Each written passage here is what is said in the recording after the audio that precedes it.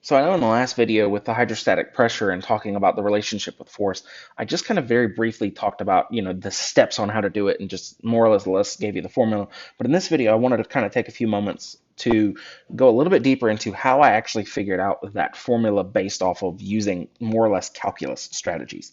And so what I wanted to mention to you right off the bat was, again, I'm going to use the same example of this trapezoidal dam that has a height of 20, a width of 30 at the bottom, a width of 15 at the top, and it's filled up to 16 meters deep of water.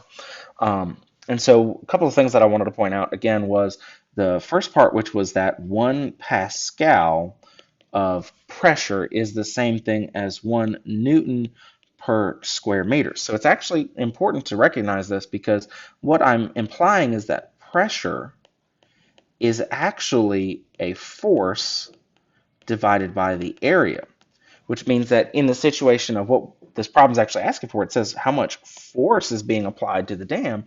What I'm actually doing is I'm finding the pressure times the area, and that's actually going to give me the force in this situation. So the first thing I need to do is kind of figure out what is pressure in this situation. And so what pressure actually is defined as is it's that density of the water times the gravity, the gravitational pull, times the depth. So that's the thing is the deeper the water is, the more pressure is going to be pushing on that object, that surface, whether it's a dam, whether it's bathtub, whatever that may be. And so that's actually going to be how we're defining the pressure. So that's where that 1,000 came in and the 9.8. And even that D, that depth, is going to be that 16 minus Y. And so that's kind of important for that particular part. Again, the deeper you go, the more pressure you should be exerting on that. The other part is kind of considering where the area of this object comes in. And so that's where we were kind of splitting it into chunks.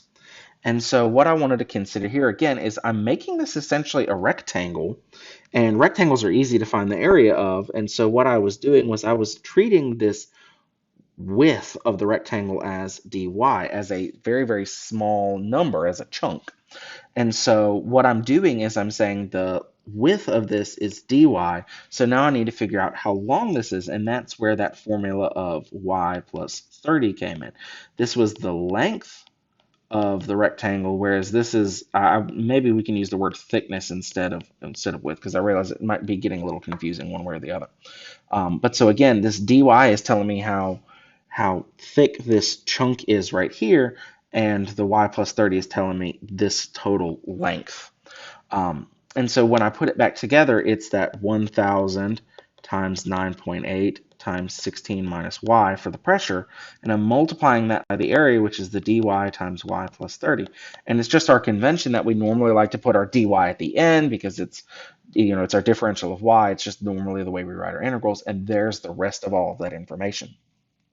Another important thing to think about is, again, if this were being done maybe in a different units, I wouldn't necessarily have to include the density times gravity, because in some cases it actually gives us what I would call the weight density or mass density of water, and that's where it's a little bit of a different number. It's not 1,000 anymore. They go ahead and incorporate that in. But hopefully this does help you at least have a better idea of where this kind of comes from and how pressure, force, and area and all that stuff's related together, and where I kind of fit my formula back into things. If you have any questions, please feel free to ask me at any time. Happy to help you and do more examples if you need them. Bye.